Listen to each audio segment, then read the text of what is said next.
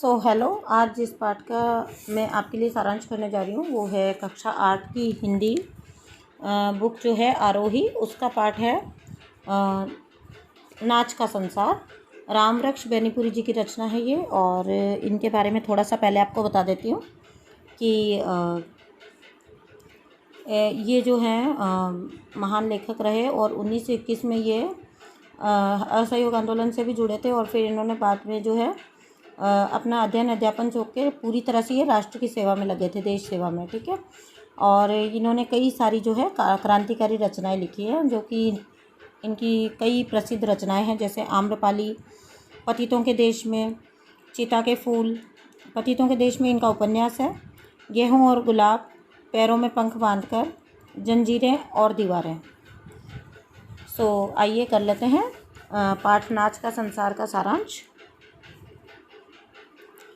यहाँ पे लेखक जो हैं वो बताना चाहते हैं कि सबसे पहले वो पाठ ये निबंध शुरू करते हैं, जहाँ पे वो बताते हैं कि उन्हें लगता है कि नाचने की शुरुआत जो है वो दुनिया में कहाँ से हुई होगी। तो सबसे पहले उनको लगता है कि जो नाच की शुरुआत है वो बच्चों के द्वारा ही की गई होगी। बच्चों की जो उछलना कूदना, किलकारियाँ भरना, ऊट पटांग हरकतें करना, वो जो उनकी जो हरकतें होती हैं, ठीक है, तो कूद फांद करना, तो उनको लगता है कि यहीं से जो है नाच जो कला है, नाचने की कला, उसका विकास हुआ होगा। और फिर बाद में जो है मतलब संसार में पहले तो जो है सभी देशों में लगभग एक ही प्रकार का नाच रहा होगा, लेकिन फिर बाद में जो है जैसे जैसे लोगों में उनकी विद्या बढ़ती गई, उनके अंदर बुद्धि बढ़ती गई, तो नाच भी जो है वो धीरे धीरे से एक कला का रूप लेता गया। और यहाँ अलग अलग जो है उसके तरह तरह के जो है फॉर्म्स विकसित हो गए, कितने ही भेद उसके जो है वो विकसित हो गए। ठीक है। तो यहाँ पे लेखक ये बताना चाहते हैं स्टार्टिंग में कि जो है दुनिया में सभी जगह जो है ये बाद में जाके जब लोगों में विकास हुआ तब जाके इस चीज़ का भेद वो कर पाए। अदरवाइज़ जो है वो पहले वहाँ पे नाच का जो है एक ही स्वरूप रहा होगा दुनिया के अंदर। ठीक है। तो यहाँ पे आगे बताते हैं कि आगे लेखक बताते हैं, थोड़ा सा बताते हैं, प्रशांत महासागर के जो टापू हैं वहाँ पर जो है शाम के समय जो है युवक युवती वगैरह आग जलाकर रोशनी करके सिर में ताड़ के पत्ते वगैरह बांध के जो मतलब सजावट करते हैं जो आदिवासी लोग, और जो अपने मतलब पेड़ पत्तों से जो अपने आप को आदिवासी लोग सजाया करते हैं, उस रूप से सजाकर जो है फिर है कानों में फूल वगैरह पहनते हैं, फिर एक पंक्ति में खड़े हो जाते हैं और फिर वो जो है कुछ लोग धीरे धीरे गाते हैं और बाकी लोग जो है वो नृत्य करते हैं। ठीक है। कभी कभी वो तालियां बजाते हैं, कभी जो है इस तरह की हरकतें करते हैं जो कि नाच का रूप ले लेती हैं। कभी वो एक दिशा में बढ़ते हैं और कभी दूसरी दिशा में। देखिए, आपने फिल्मों और अदर जो है डॉक्यूमेंट्रीज़ वगैरह में देखा होगा कि आदिवासी लोग किस तरह का डांस करते हैं, गोल गोल घूमते हुए, आगे पीछे बढ़ते हुए। ठीक है। तो धीरे धीरे जो है फिर गाने का जो है तेज़ी आने लगती है गाने में, और नाच भी जो है वो तेज़ होता रहता है। ठीक है। और इस तरह से जो है समा बन जाता है और मतलब गोल गोल चक्कर काटते हुए लोग जो है आदिवासी लोग नाचते हैं। ठीक है।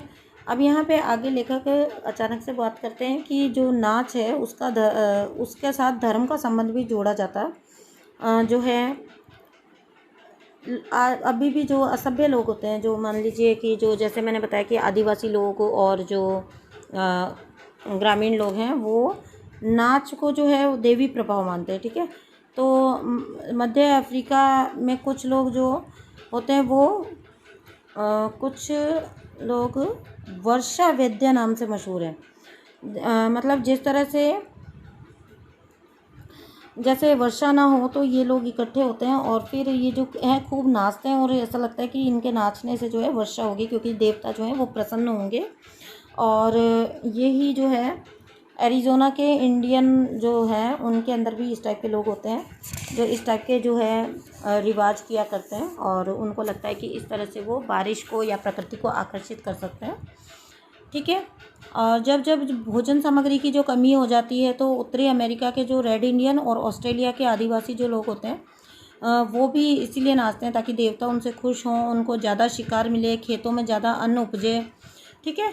और जो गोल्ड कोस्ट की जो हबशी औरतें होती हैं, ठीक है, वो इसलिए नाचती हैं ताकि उनके पति के हृदय में जो युद्ध के समय जो है वो उत्साह का संचार होता रहे। उत्साह का जो देवता होता है उसको खुश करने के लिए वो जो है नाचते हैं। जो पुराने धर्म हुआ करते थे वहाँ पर नाचना जो है वो पूजा का सबसे बेस्ट रूप माना जाता था। और नाचते नाचते जो है भक्त लोग जो हैं बेसुध हो जाते थे कई बार। बेसुध यानी कि बेहोश होके गिर पड़ते थे, मतलब चक्कर खा के गिर पड़ते थे। तो बंगाल के जो है चैतन्य देव के अनुयायी जो मतलब वहाँ पे जो है नाचते हैं और बेहोश हो जाते हैं, मतलब नाचते नाचते। और इस चीज़ों के अंदर उनको जो है गर्व का एहसास होता है। मुस्लिम देशों में भी इस तरह का एक पंथ होता है। इसको जो आपने देखा होगा कि सूफियाना जो गाने और डांस होते हैं वो गोल गोल चक्कर में जो नाचते हैं लोग, गोल चक्कर, लंबा सा उनका ड्रेस पहन के। आपने कई बार फिल्मों वगैरह में देखा होगा। ख़ास तौर से जोधा अकबर में एक गाना है जिसमें ऋतिक रोशन भी इस टाइप का डांस कर रहा है। ठीक है, तो वो वाले डांस की बात हो रही है।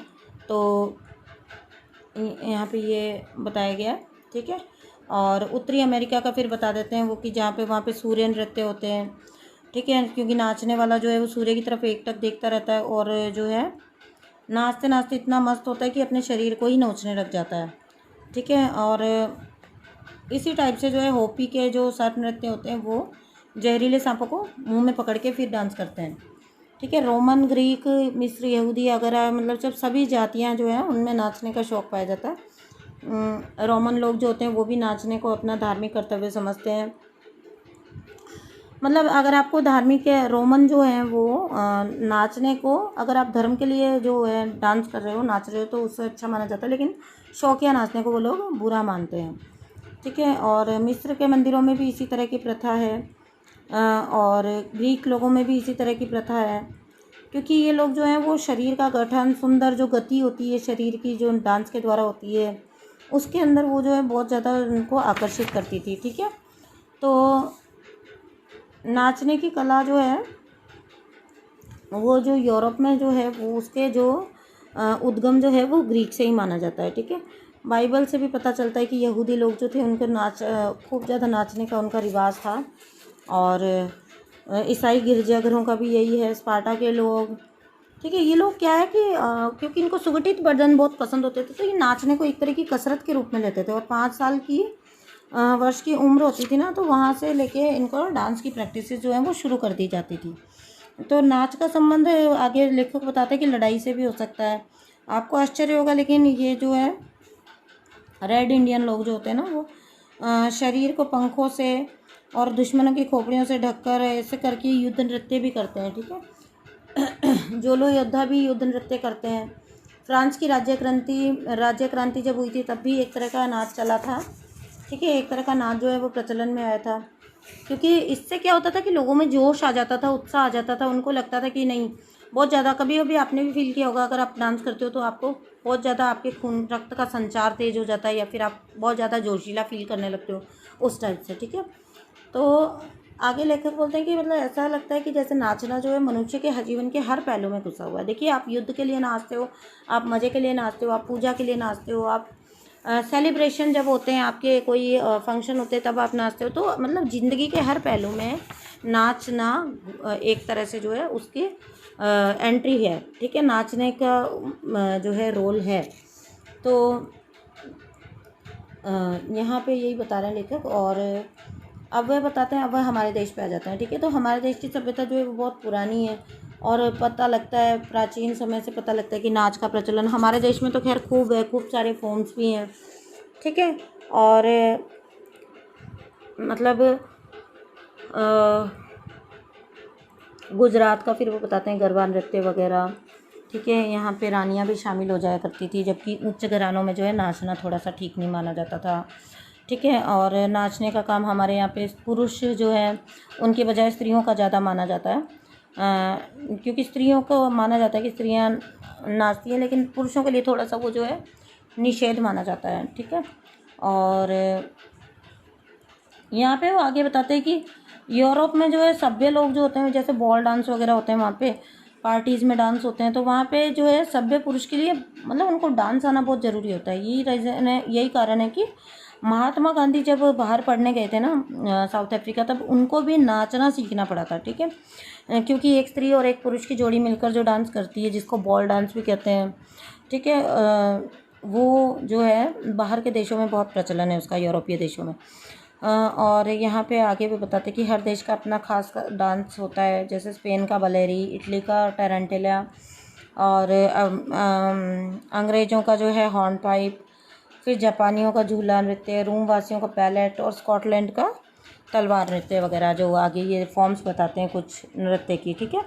और अब ये बोलते हैं कि इस समय जो है संसार के सभ्य देशों में नाच के बारे में एक बहुत विचित्र प्रवृत्ति देखी जा रही है कि ये जो है अपने पुरानी नृत्य कला को वापस उद्धार करने में लगे हुए हैं। और इनमें सबसे ज़्यादा जो है इंग्लैंड जो है, इसमें सब बड़ा प्रयत्न हो रहा है, क्योंकि वहाँ पे जो पुराने जो देहाती नृत्य हुआ करते थे उनको फिर से लोगों में प्रचार किया जा रहा है। और हमारे देश में भी इस टाइप की चालू हुई है, ठीक है। भारतीय नृत्य कला पर मुग्ध कराने वाले नटराज उदय शंकर ने इसके लिए बहुत कुछ किया है। कवि रविंद्र के शांति निकेतन, रविंद्रनाथ टैगोर की बात हो रही है यहाँ पे, उनके शांति निकेतन में भी प्राचीन नृत्यों के उद्धार की जो है काफ़ी कोशिश की जा रही है। और जो सभ्य घराने, बड़े घराने, जहाँ की स्त्रियों का पहले नाचना अच्छा नहीं माना जाता था, लेकिन अब वो बहुत ज़्यादा उनका झुकाव इस तरफ हो रहा है, ठीक है। और फिर लास्ट में लेखक ने जिस तरह से बात शुरू की थी वो वहीं पहुँच जाते हैं कि बच्चे तो सदा से ही नाचते आए हैं, बाल गोपाल यानी कि बच्चे कल भी नाचते थे, आज भी नाचते थे, और आगामी कल में भी नाचेंगे। तो ये था पाठ नाच का संसार। धन्यवाद।